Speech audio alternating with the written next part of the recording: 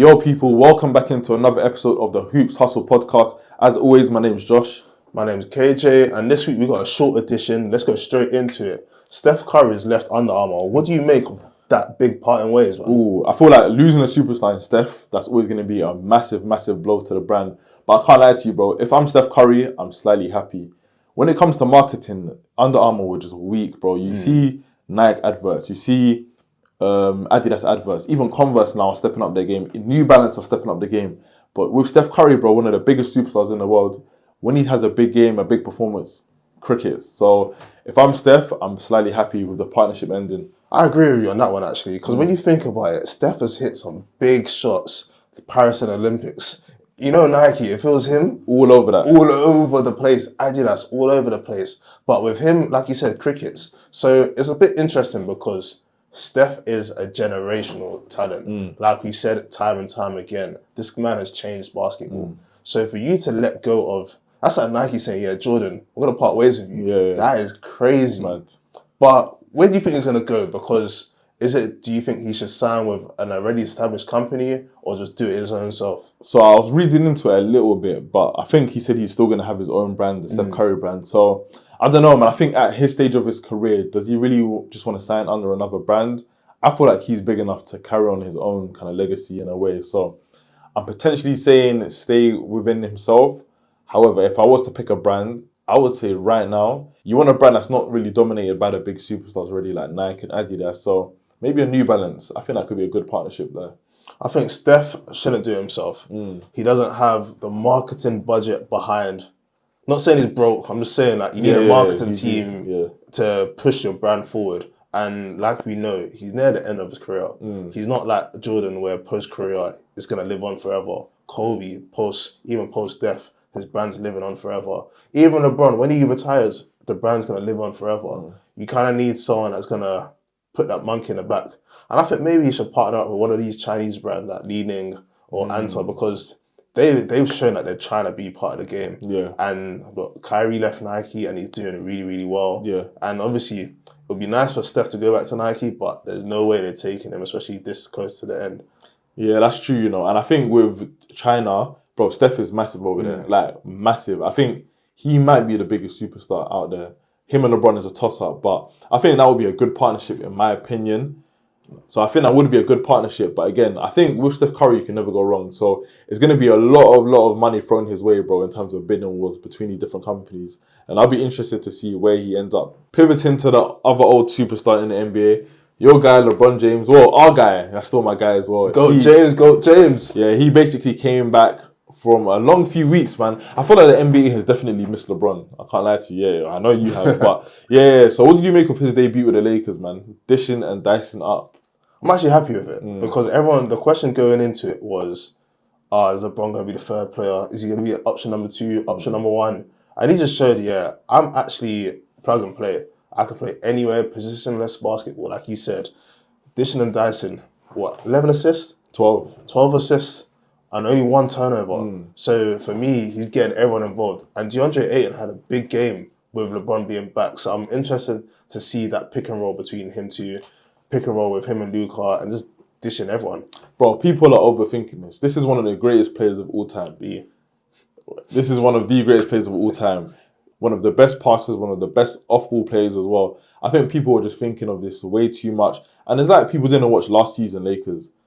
Reeves still averaged over 20. LeBron averaged over 20. Luka done what he done. It's like LeBron can fit in where you want him to fit in. And honestly, I think it was just storylines of people just trying to create commotion within the Lakers, man.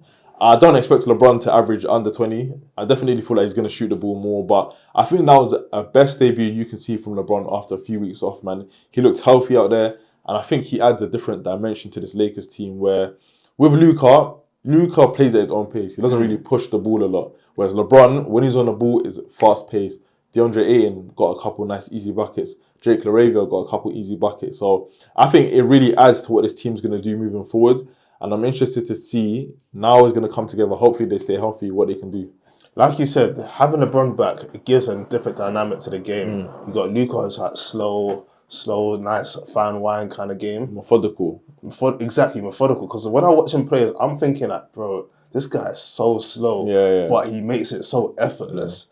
But then, like you said, LeBron, even though, yes, he's 40, turning 41 soon, he brings up the pace. I think I saw a stat where it was like 5 of his assists came from Jackson Hayes and what's his name? DeAndre Ayton. So, yeah, the big guys are going to get fed a lot more. And the game's just going to be a lot faster than sometimes, or you can slow it down with Luka. So there's different dynamics to play. 100%. And honestly, man, I thought we need to give him a shout out, bro. DeAndre Ayton. He has been a revelation for the Lakers.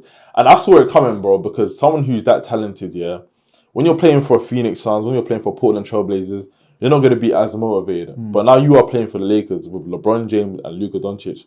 One, they're going to give you 10 easy buckets a game. Yeah. Bro, he's shooting like 69% from the field, fam. And I think he was a perfect signing by, again, we've got to give him credit, Rob Pelinka, man. Like you said, for me, is understanding your role. I think like he's coming into a team knowing I ain't the main man. Yes, I am the number 1 pick. That's one thing you do have over Luka.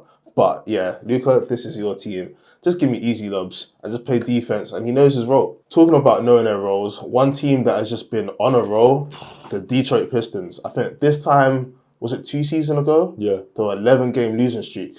And how the tables are turned. 11-game winning streak. What's your thoughts on the Pistons? Give credit to the Pistons and their coach, JB Bickerstaff, man. He has got them playing amazing basketball right now. Cade Cunningham's taking a leap, but, yo, Jalen Duran, I'm seeing some highlights from him where he's putting a ball on the floor, giving man some headies. I did not see that in his game at all, bro. And they've got someone coming off the bench. I forgot the guy's name, man, but he's right now averaging 20 over the last 5 games. They've got a solid team, and it's making me rethink my positioning in the Eastern Conference right now.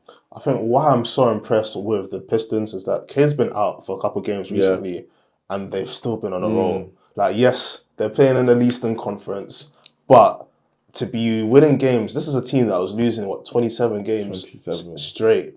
And the fans there, they've been riding and dying with that whole Detroit basketball, but now the time is on the up, man. Because Cade Cunningham, he's the future. 100%. You could tell the Knicks lost last year in the playoffs has really woken that team. And bro, the playoffs here gives you experience that you can't get in a regular season. And it really just matures you and accelerates you faster. And with what we're seeing from Cade Cunningham, now ascending to that superstar, the number 1 pick that everyone knew he could become, man, it's going to be very interesting to see what happens in the East. And the reason why I like Cade, and I think this is where your boy Paolo kind of needs to take lessons from him. Yeah. They're kind of similar built, but Cade is really getting his teammates involved. Yeah. It's not me basketball. And I think he gets his teammates involved by dishing and diming assists here and there. And like you said, Jalen Duran's just been balling. Yeah, man. Nah, I actually like watching Detroit basketball now, man. And the February trade deadline is going to come up soon. Do you see a trade happening in this team's future to really accelerate that championship path, or would you keep it how it is right now? There's one guy out there that they could potentially... Are we thinking about the same player? I think we are. Did you play for the Utah Jazz? Nah. Oh, okay. We're not thinking of the same player. But there is one player out there that if they really want to make a serious push, especially being in the East, like, yeah, the player that I'm talking about is Anthony Davis. But it really depends what assets do you have to give up, because in the Eastern Conference, if he's healthy, he's the kind of big man that gives you a different dynamic to the game. I wasn't even thinking about AD, I'm not going to lie to you. I was thinking of Larry Markkinen. Okay. Yeah, just another threat, bro, who's averaging 30 on like maybe 50, 40, 90 shooting right now, which is crazy. But Anthony Davis, that's another good shout. But again, what would you have to give up for Anthony Davis? That's the question. So and his trade value is low right now. I'm not going to lie to you. Yeah, but I feel like because they traded away Luka, they need something back, and they're going to be asking for a lot, especially Mark Cuban. But yeah, man, we'll see what happens with the Detroit Pistons. Shout out to them, man. What a turnaround it's been for them. But let's talk about Houston Rockets. Sengun, he's been balling. Yeah, KD's obviously fitting in nicely. He's the ultimate plug-and-play player. What's your thoughts on the Houston Rockets? Do you know what's so mad about the Rockets? I thought they would be a good defensive team, which they have been, but they've been the best offense in the league. I know KD is one of the greatest scorers of all time, but to do that with a team with Amen Thompson in your team who can't shoot the ball, they have been elite offensively, man.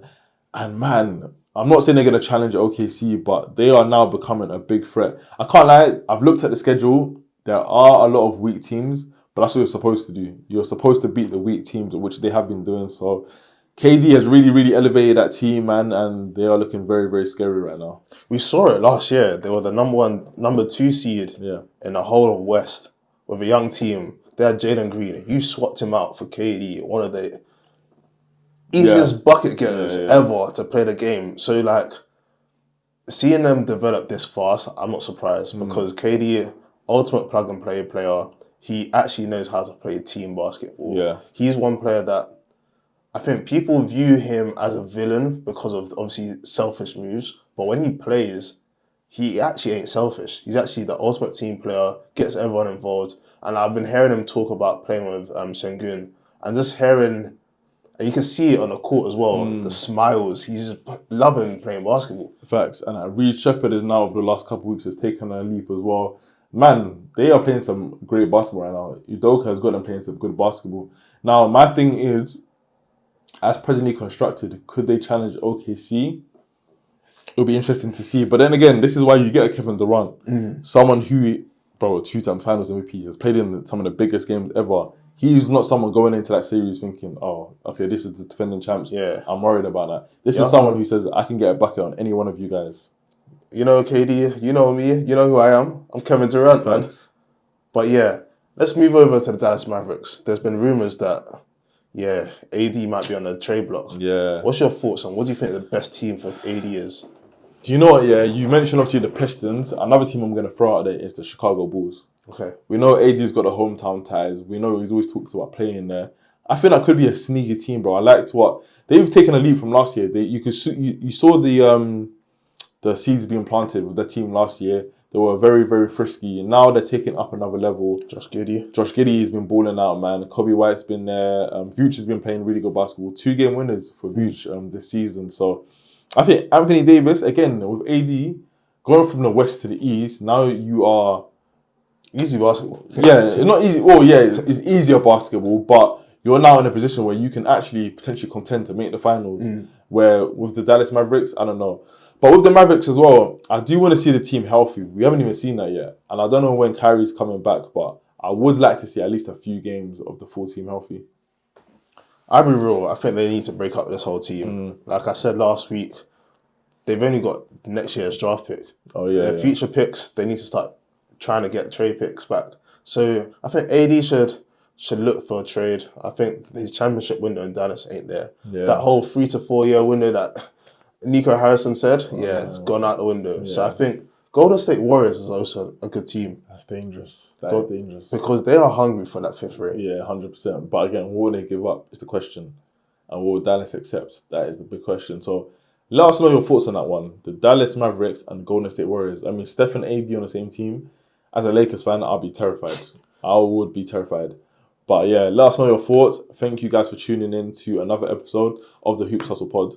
Make sure you like, comment, subscribe, and let us know your thoughts, man. Throw some questions and we'll answer them next episode.